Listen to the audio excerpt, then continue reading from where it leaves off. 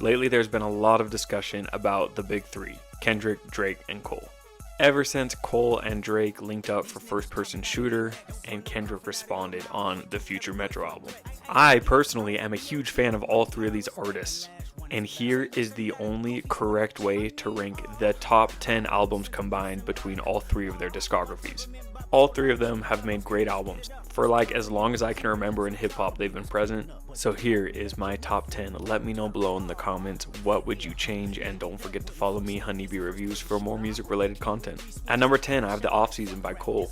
I think I was higher on this album than the general public was, but this album has grown on me a ton. This is just straight bars. If you're a hip hop fan, you're gonna love this album. At 9, I have Section 80 by Kendrick. His first attempt at a concept album, which he would later master. And these songs still hold up today, released in 2011. At number 8, we have another Kendrick album, Mr. Morale and the Big Steppers, his most recent album from 22. Some of the best songwriting of the decade is found on this album. The only reason it's not higher is because it's hard to listen to sometimes. The subject matter is heavy. At number 7, I have Nothing Was the Same by Drake. 2012, my high school soundtrack, man. Tuscan Leather, Started from the Bottom, Hold On We're Going Home, All Me, Pound Cake, banger after banger after banger. But at number 6, I have Take Care, his most cohesive and consistent album he's ever put out. At number 5, 2014 Forest Hills Drive. This thing went double plat with no features. Come on, stop playing with me. At number 4, I have Damn by Kendrick Lamar. The only hip hop album to ever win a Pulitzer Prize. Conceptually, it's just on a whole nother level. The storytelling on this album is insane. It's so insane, in fact, that you can play it front to back and it tells one story. You can play it back to front and it tells a completely different story, showing the duality of what could happen if certain things don't happen in our lives. It's amazing. Don't get me started. At number 3, I have For Your Eyes Only by J. Cole. Another genius album, narrative-wise. This is just Cole in his bag creatively. But at number 2, I have Good Kid, Mad City by Kendrick Lamar. I think as far as storytelling albums go, there hasn't been a better album to come out since this one released.